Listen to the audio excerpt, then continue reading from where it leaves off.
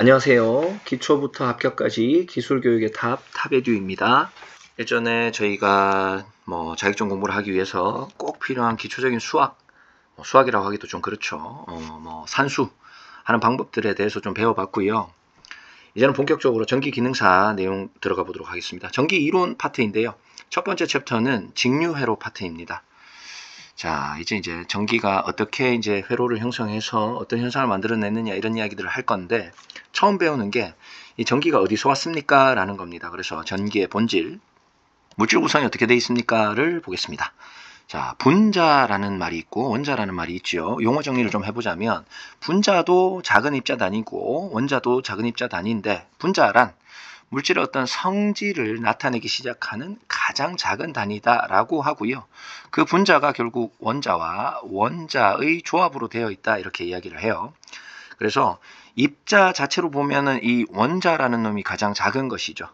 자, 분자를 구성하는 가장 작은 단위로서 그 다음에 저희가 또 이 원자라는 놈이 어떻게 구성되어 있는지 따지고 들어가 보면, 이 원자라는 놈이 원자 핵과 전자라는 놈으로 구성되어 있대요.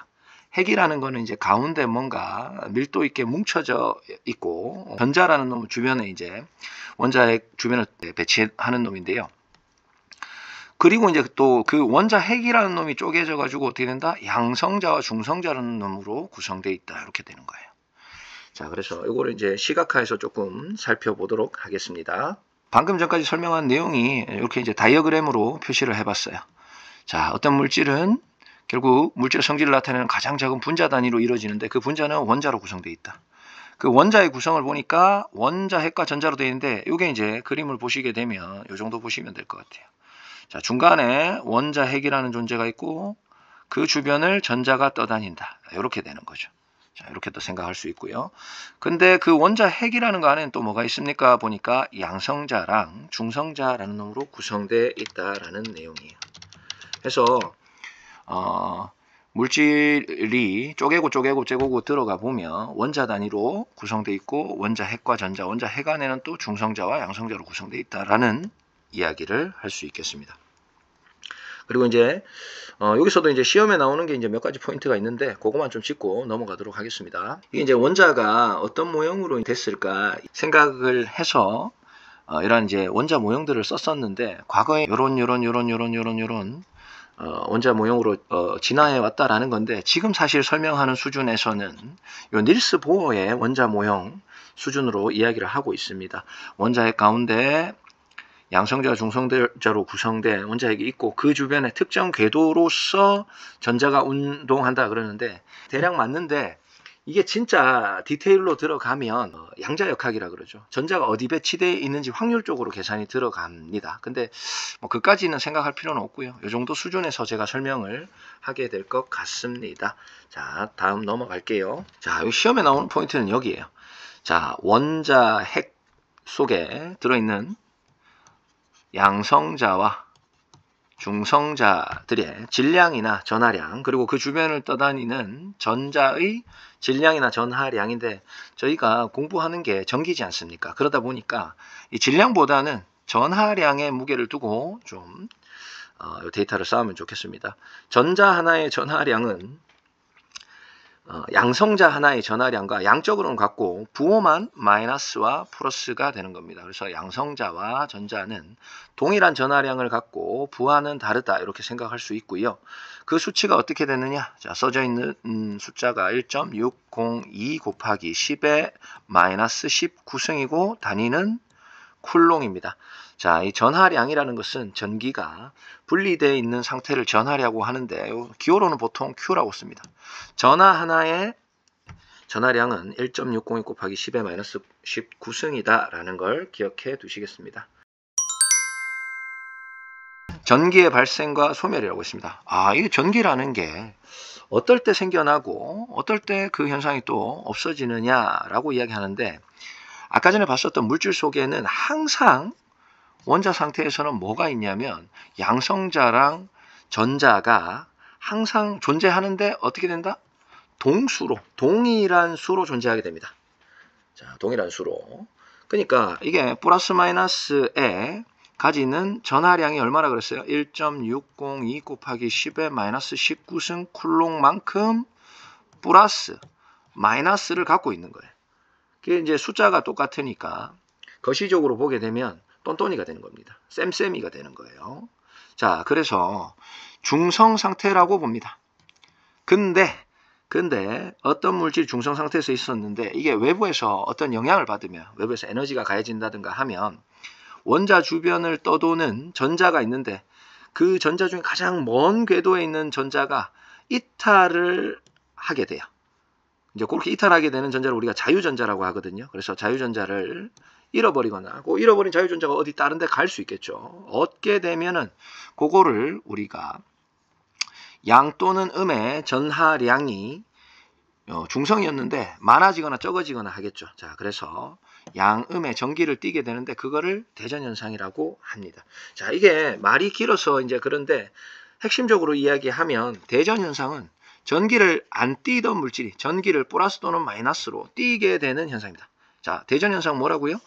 전기를 띠게 되는 현상이다. 이게 또 시험에 나옵니다. 용어 알아두시면 좋겠습니다. 아까 말씀드렸었던 이 대전 현상이 좀 구체적으로 어떻게 됩니까? 그러면 요 이제 전자가 핵 주변을 떠도는데 특정 궤도를 형성한다 그랬어요. 이제 이거 어떻게 생각하시면 되냐면 태양이 있죠. 태양계에는 태양이 있고 그 주변에 행성들이 이렇게 있단 말이에요. 근데 이제 이게 태양 주변을 떠다니는 수성, 금성, 지구, 수금지와 목토천의 명처럼 주변에 전자가 이렇게 이제 떠다니는데 이 특정 궤도가 형성되어 있다 이 말입니다. 그 중에 가장 외곽에 있는 전자, 가장 멀리 있는 전자를 최외곽 전자라고 해요.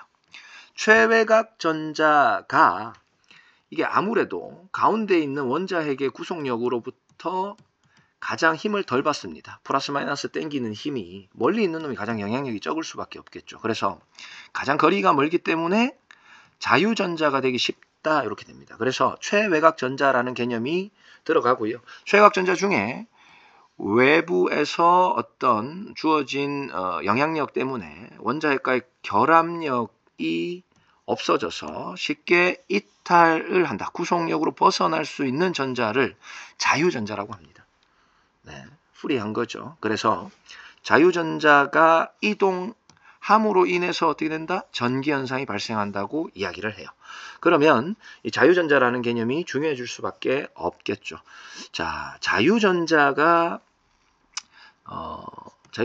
있는 물질, 자유전자를 갖고 있는 어떤 물질을 우리가 통상적으로 전기가 잘 흐르는 물질, 도체다 이렇게도 이야기를 하고요.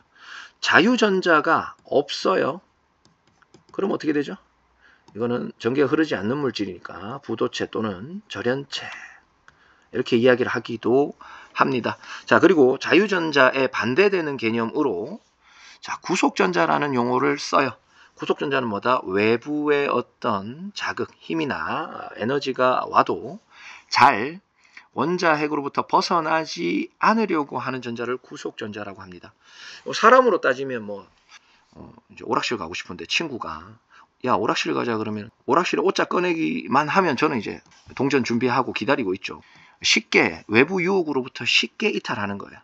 그러면 이제 이건 자유전자고 친구가 암만 가자고 100원 줄게 200원 줄게 게임 시켜줄게 가자 해도 안 가는 애들도 있죠. 그런 놈들이 구속전자라고 생각하시면 좋을 것 같습니다. 자, 그래서 자기가 가지고 있는 일상의 어떤 그 궤도를 어떤 외부 조건에 의해서 쉽게 잘 벗어나느냐 아니면 그냥 자기 궤도를 잘 유지하려고 하느냐 그것으로 자유전자, 구속전자로 구분을 한다.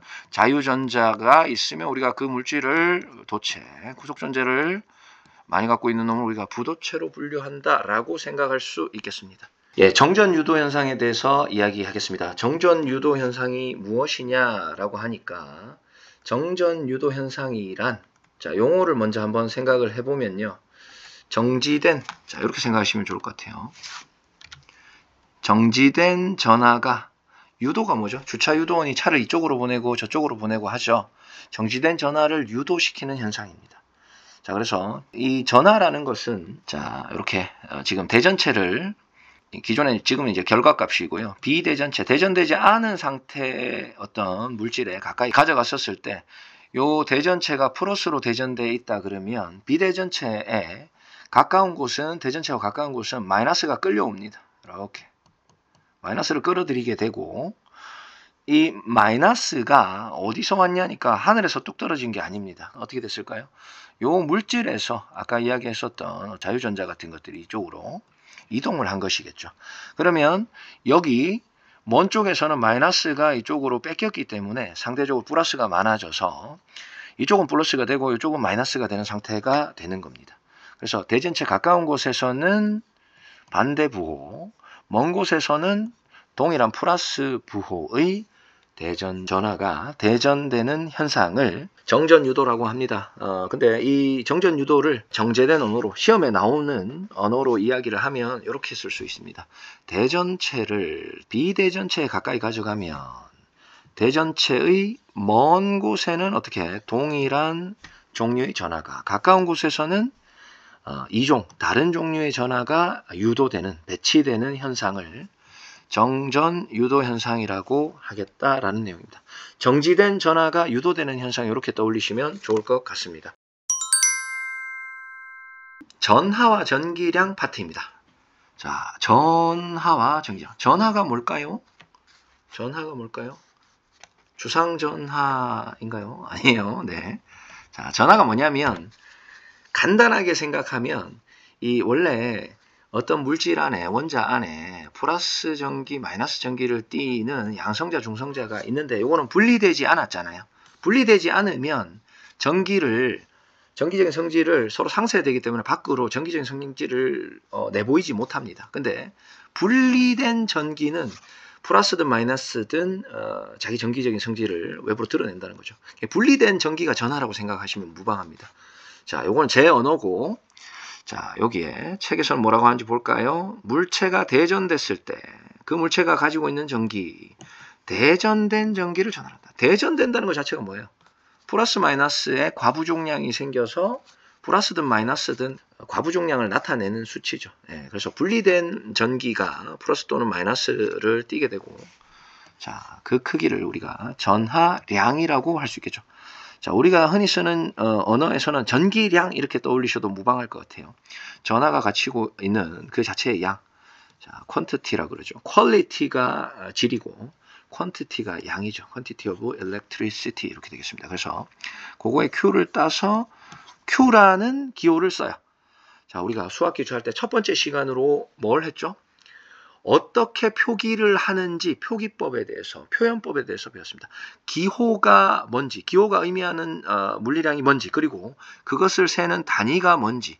자, 요게 한 번에 세트로 따라가야 됩니다. 자, 그래서 전하량은 기호를 Q로 쓰고 단위는 쿨롱을 쓴다. 이렇게 됐죠. 대괄호 안에 쓰면 단위라고 했습니다. 쿨롱이라고 읽어요.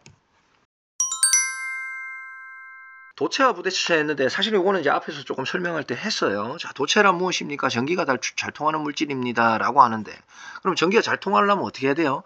자유전자의 존재가 있어야 된다라는 거죠. 그래서 아까 자유전자 설명할 때 자유전자 갖고 있으면 도체입니다. 이렇게 했죠. 자, 그거의 반대 개념으로 쓰는 용어가 부도체입니다. 자, 부도체 또는 전련체, 연결이 끊어진다. 전기적 연결이 끊어진다. 또는 도체가 아니다. 이렇게 표현하는 거고, 전기가 잘 통하지 않는 물질이에요. 자, 요 놈은 어떻다? 도체가 자유전자를 가지고 있는 놈이라고 했다면 부도체는 자유전자가 없는 물질이죠. 자, 자유전자가 없다 그러면 구속전자만을 가지는 물질이다 라고 할 수 있겠습니다.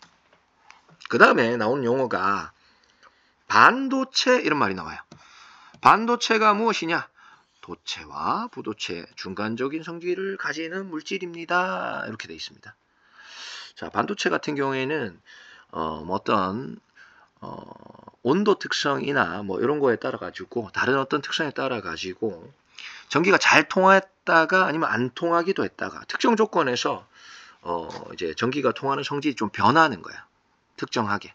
그래서 그거를 활용해 가지고 우리가 뭐 이제 전자제품이나 이런 것들을, 고도화된 전자제품들을 조합해서 사용할 수 있는 것이죠. 자, 반도체. 반도체. 이거는 이제 도체와 부도체, 도체적인 성질을 띠기도 하다가 특정 상태에서 부도체적인 성질을 띠기도 하는 물질이다. 이렇게 이해하시면 되겠습니다.